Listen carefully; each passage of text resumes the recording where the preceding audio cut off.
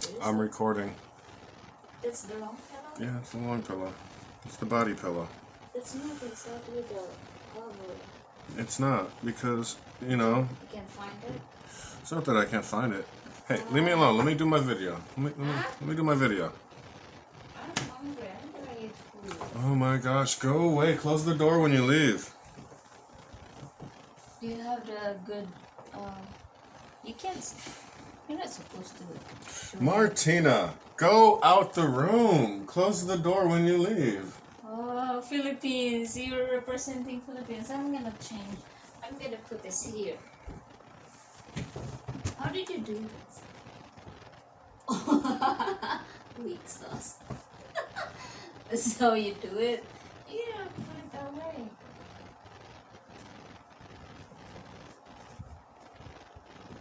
Martina, go away. Yeah, I'm leaving.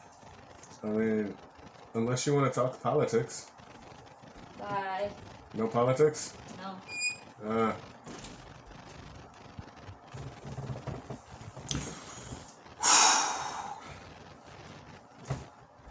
Of course I'm repping Pan-Africanist.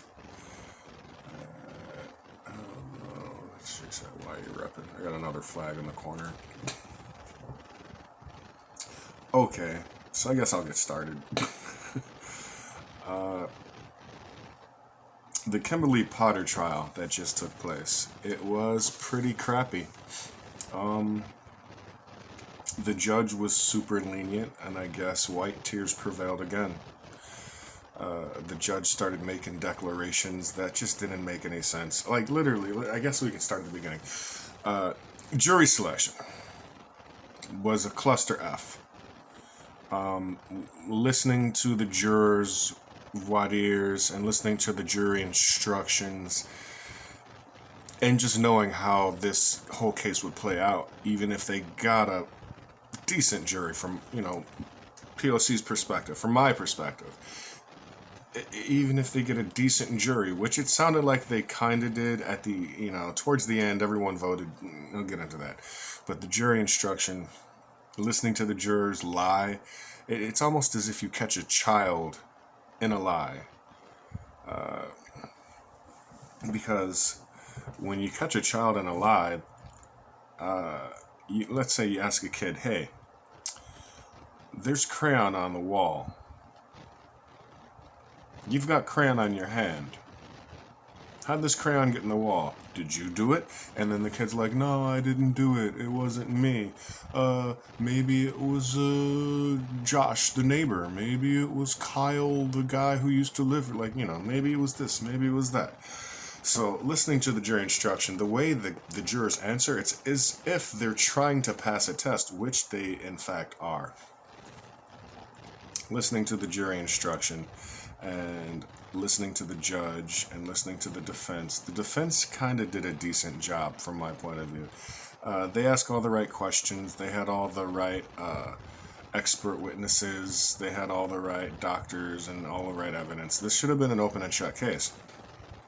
Where I feel the judge was crazy, in her decision at the end, the judge decided that the prosecutor didn't put forth enough evidence for the additional charges to stick. So, in this case, the judge said that the prosecutor's additional charges didn't meet the burden of proof, and that the case law that the prosecutors actually cited, which is what they do in court. They actually say, oh, in this case, this happened because of this. So it's already been established. It's precedent. So the judge actually said that the case law that was cited to help bolster the additional charges for reckless endangerment, etc., didn't meet the burden of proof. Here's the weird part. Here's the mental gymnastics part. They all agreed that Kim Potter kind of blindly fired into a car as it was pulling away, and that she was in fact reckless, but she wasn't reckless with the lives of other people in the car and people adjacent to her gunfire. She wasn't reckless with the lives of her fellow officers, and she wasn't reckless with the life of the passenger in the car. So I don't know how that works, where you find that her actions were reckless, but just not as far as like parallel or adjacent reckless. Like, they were reckless in the murder of Dante Wright, but her actions were not reckless in the way that they intentionally put other people in harm. She said that it didn't meet the burden of proof. She said that the prosecutor cited case law that was somewhat irrelevant to this case, which is, to me, it's ironic. It's weird. It's no two cases are exactly the same. So you have to find case law that is somewhat in the ballpark. And because the judge of how they're feeling that day or how they're feeling about the case, they can choose to accept your case law, which is established precedent. It's just, hey, this is what happened. Another judge has ruled on a case similar to this, but not exactly like this. And you can go with that. You can take that and run with it. It'll make your decision making easier. This judge literally went out of her way to tell them that nobody else was in danger, while Kim Potter kind of blindly fired into the car. 2 other officers were in the way of that bullet, and another unarmed girl, Dante Wright's girlfriend, was in the way of that bullet. It just so happened that bullet struck Dante. So it's just so sick the way the court systems work in favor of white tears. That shit doesn't work on me. Like, it has the exact opposite effect on me. White tears make me angry. Every time I see a white chick crying about some shit she like, you might not remember this case, Botham Jean and Amber Geiger. I'm not going to get into that, but that was another case in which some white lady cried and she got very minimal sentencing. Everyone was sympathetic to her. Everyone felt bad for her. Even the slain victim's brother and father wanted to run up and hug her, saying how much they loved her and they're sorry for her troubles. The woman killed your brother, you're sorry for her troubles. So in this case, I kind of knew how it was going to go. I think we all knew how it was going to go. She's going to get the bare minimum, and she's going to serve the least amount of time. And even she's not going to regular jail. She's not going to like stabby, rapey jail. She's going to like Martha Stewart jail. You know, you get 1 hour of internet access a day. You get as many phone calls as you want. You get the best books. None of the books have piss or vomit on them. 3 nice meals a day. Possibly conjugal visits every other weekend. She's not really in regular jail. She's in cop jail. They keep them out of the gin pop, even if they're convicted murderers. They don't go to regular jail because they're above the law. They go to cop jail, where the guards look out for you. The guards sneak you contraband. You've got cigarettes. You're not supposed to have cigarettes. You probably got house-made wine. You know, jailhouse wine smuggled in, books, like the whole 9. So she got off with the lightest sentence humanly possible because the judge literally said he doesn't feel that she should have the harshest sentence of manslaughter, which is already such a light sentence. The maximum would have been like 7 years, Amber Geiger style. She said that she didn't feel that the case law that was cited was particularly relevant because the other people who were slain shot multiple times, and that was why it was reckless. But Kim Potter only shot 1 time, killing her intended target, even if it was an accident. The judge actually said this in like closing statements. She said, so it wasn't reckless because she didn't shoot more than once. Even though it was reckless because she intended to use her taser, and she doesn't know the difference between a taser and an actual firearm. 26-year-old, 29-year-old veteran doesn't know the difference between a firearm and a taser. So it wasn't reckless, and it was reckless. It wasn't reckless enough to give her a harsh sentence. So she got 2 years. With good behavior, 16 months. And like I already said, she's not going to regular jail. She's going to white cop jail. Because there's a difference between white cop jail and black cop jail. I'll get into that in another video. But I guess I should touch on that. There was a black cop a few years back who was called to the scene of a domestic disturbance, and some white lady ran up to the car that he was in, started screaming and pounding on the car. He told her to step back. He said, back up, back. He kept commanding her to back up. She didn't back up. She was being belligerent. And then he said, back up or I'll shoot. She didn't give a fuck about his commands. He's, black guy. We own you. You don't command us. We're lighter than you. You can give us commands. I don't care if you're wearing a badge. So he shot, one shot, 15 to 20 years.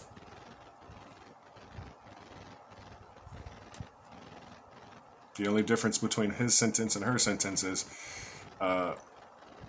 he's black and he's in regular jail. Like, they had to move him a couple times. I was following that case. They had to literally move him because he was at risk of dying. Like, prisoners were trying to murder him. Like, they let him out in Gen Pop a couple times. Wonder why. Why does he get to go to Gen Pop? And Amber Geiger and Kimberly Potter are going to be in Martha Stewart jail. I feel like I'm rambling. That case just had me all sorts of angry. But after the Kyle Rittenhouse case that we all witnessed with the chummy judge and the white supremacy and all that bullcrap, it's kind of to be expected. You kind of have to see this coming. I mean, it's not like it was blindsided. I just assume from now on, like, they just need to make it a law. They just come out and say it. Every year, a certain amount of black people are going to get murdered by the police, and it's legal. Let's just say 3% of the population. They need to make that a law so that people like me can stop being outraged. Because they're like, oh, it's not a law. It's against the law to murder unarmed people. The punishment does not fit the crime. So just come out and say it's legal. Just come out and say 3% of you are going to get murdered by two backwood hillbillies with shotguns and revolvers. One of them used to be a member of the Coast Guard. Like, we're just going to allow this purge to happen. And there's nothing you can do about it. Because as it stands, that's not a law. Or is it? I mean, because they say it's not a law, but it's going on. It's been going on. It's kind of hard not to talk about it or think about it. Happens all day, every day. It's like,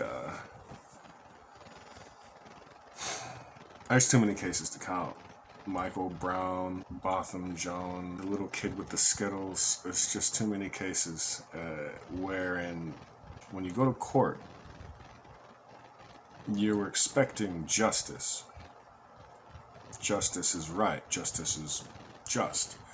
And when you go to court and you plead your case to the judge and you say, this young man's life was stolen unjustly.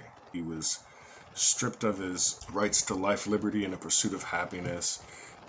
He or she was taken away from their family, never to be seen again, and they're underground, not breathing. Their civil rights were taken away. The constitutional rights were taken away. They were not given a speedy trial. They were not given a trial at all. They didn't have their day in court. They just were murdered unjustly. And the way in which they were murdered goes against the policies of these actual police and these townships and these jurisdictions. They go against the policies. So that guy broke the rules. Some might say the law. That guy or that girl broke the rules in the law, and whatever they did ended up in the death of this unarmed brown person, black person. So you go to court and you're expecting justice, and what do you get is a sympathetic judge, mostly an all-white jury,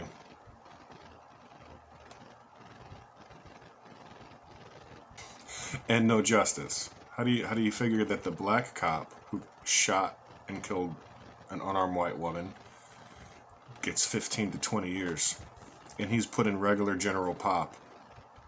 He's a black Muslim guy. still a law officer, you know, still a cop. And they put him in jail for 15 to 20 years. He'll get out in 12 because, you know, good behavior and whatnot. And then this white chick won't serve 2 full years. And Amber Geiger, they gave her 7 years or 5 years or some shit. I think they gave her 7 years and she'll be out in 4 with good behavior. And then she'll be able to finish up the rest of her time, like, at home. Like, she'll get out well before she's supposed to get out, and then she'll just finish up her time with good behavior, community service, and ankle bracelet or some shit. That's what any brown and black person can expect of justice. Meanwhile, Kyle Rittenhouse, I gotta make another video on that. That was a cluster F. So, there's not much black and brown people can expect from the American judicial system. One thing is for certain, there will be no justice. I honestly feel like you gotta make these clowns understand that by any means necessary. I mean, they're not the only ones who are serious. I mean, they want justice for January 6th, wherein they were breaking the law, climbing over stanchions, bear macing and clubbing cops, spearing cops with the American flag, ripping down doors and breaking into barricaded areas and Molotov cocktailing and smearing their poop and stealing laptops. And they want justice for the people who are in jail who are insurrectionists. They want justice for these people, which means they don't want them to face any type of punishment. Justice for white people in America seems to be like, no punishment for us. That's justice for them. we don't want to face the ramifications of our actions. We're good old boys. Yeah. Justice for me would be if you're a treasonous traitor and you're engaged in an insurrection and you're literally beating cops, you get the death penalty. That's literally what sedition is. If you've ever been in the military, you'll know that desertion, punishable by death. Sedition, punishable by death. Treason, punishable by death. All of that's the same in the civilian world. Yet, the most these guys got was like 6 months. You may not remember, but during the Black Lives Matter protests, rallies, demonstrations, riots, whatever the hell you want to call them, right after George Floyd was slain by that racist Derek Chauvin and 3 little douchebags, right after that happened, Donald Trump was literally locking people up, charging them with sedition because they were rioting. Like, that's not even sedition. He was charging with a bunch of fraudulent charges. He had the Justice Department and the Department of Justice and the AG at the time, William Barr, change laws so that they could have cops, federal troopers, unmarked vans, no insignia, no lapel, no nothing, no echelons, no signification whatsoever. Just roll up on people with machine guns, black masks, billy clubs, and machine guns, and drag people off the street into an unmarked, whited out windowed van and drag them away. Handcuffs, zip tie them like a dog, and take them to a blank building with a burlap sack on their head, like literally out of 1984. This is beyond Gestapo, and authoritarianism is where we are headed. It's kind of like where we've always been, but it's rearing its ugly head.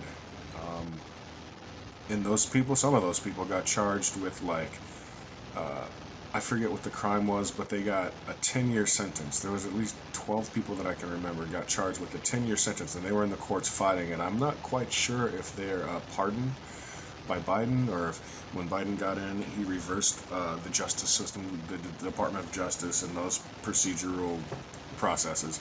Not sure what happened to those people. They kind of just disappeared. But at the time, people were actually being disappeared, like straight out of Orwell's 1984. They were like, "What's in room 101?" Oh, you know what's in room 101. I definitely recommend good reading. That was a good book. It was kind of an eye-opening book. I feel like I read Animal Farm in the 8th grade, and then 1984 in the 12th grade or the 11th grade, but I haven't really looked into that book or really saw relevance in that book in my personal life until 2015, 2016, whenever Trump got in office, I think 2016. But the stuff that was going on for the last 5 years making me think about packing, man. I'm honestly thinking about going and getting my perk card, not my perk card, but my concealed carry card, because there's too many crazy white folks out there. Walking around the supermarket looking like this, I literally catch stares and angry looks. I catch mostly from white folks. I don't think I caught any angry looks from a single Mexican or Latino or Asian or black person. They're just living in this neighborhood. This complexion, this hair, this nose. I'm catching like you better watch yourself vibes. I actually posted a video of right by the grocery store that I shop at. This is the grocery store I'm talking about. When I go shopping, I'm talking about this one store in particular. There was a bunch of crazy white folks on the corner in the summer rocking QAnon flags with the burning Q and the arrest Biden signs and like Trump 2020, even though this last summer, it was 2021. Trump 2020 is you're a day late and a dollar short there, bucko. Like, I don't know how it's possible that these people are teachers and doctors and cashiers and auto mechanics. They're just everywhere. They're everywhere in the system.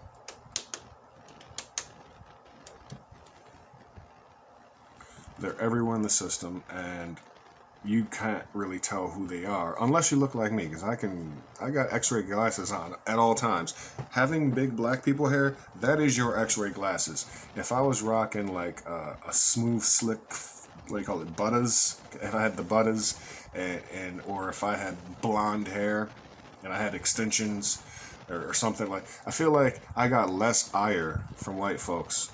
Well, this was before Trump, but I feel like I had less ire from white folks when I had locks. I was a lot younger.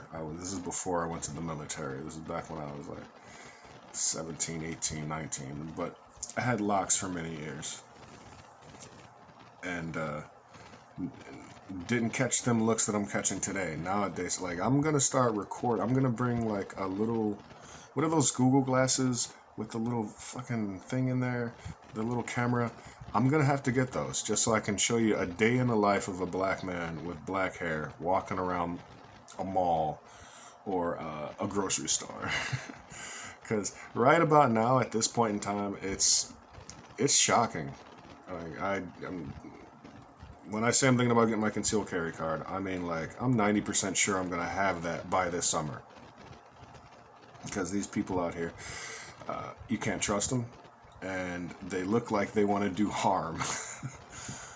I'm smiling and laughing, but that's just, hey, that's 100% serious. These are the same people who will go to their congressman and threaten to kidnap him. And there'll be 14 or 15 of them, and the Justice Department won't even try to arrest them. They'll threaten to kidnap the congressman, and they'll get like a 3-month charge. You'll be in jail for 3 months, or you'll get like a probationary period through community service type deal. That's these people. And they've been consistently taught and trained that you can get away with crimes. So why wouldn't they crime? Why not more crime? They like criming. Criming is fun. I remember it's about 2 years ago. There was like 14 or 15 cowboy style guys held up in a ranch. Like a ranch, they barricaded themselves in the ranch, and they were shooting at the police officers, state troopers. I think this was in Texas or Oklahoma or some weird white county where these guys were held up in like a ranch farm cabin type house. There's a bunch of them, and they all had guns. And the cops kept putting on the loud horn, "Drop down your arms! You're surrounded!" And those white boys, they answered with fire and lead. They replied by shooting at the cops. Now later, after they were apprehended, they said, "We didn't shoot at the cops. We shot at the ground near the cops. We were really good marksmen. We didn't hit the cops. So we shot at the ground near them to let them know that we went business."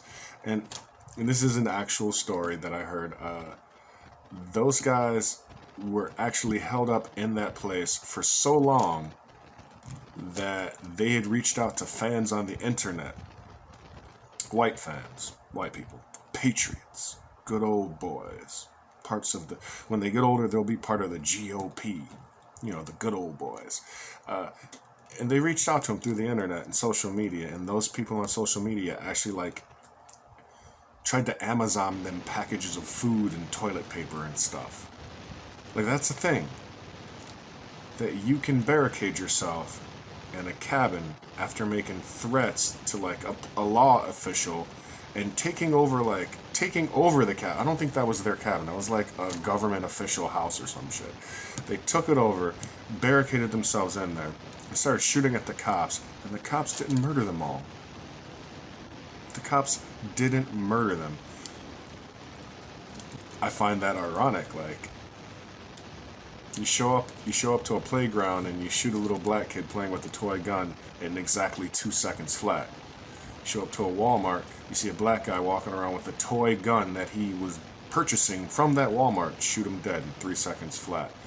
There's another black guy who had a knife walking down the highway. They shot him 60 times.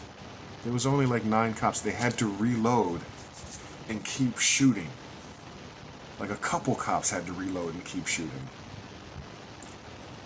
So, there's not much they won't do, and for the safety of me and my wife, my family, I'm seriously giving thought to getting a concealed carry card. So, tell me what gun I should get. Tell me what brand, make, and model. Tell me what you think is powerful, but not too powerful. Just enough ammunition, not too expensive. I don't want one of those 50 cal PCEKs, and then I gotta spend $70 for a box of ammo. So, tell me what you think. Like, share, and subscribe. And if you got through the whole video when I'm rambling, more power to you.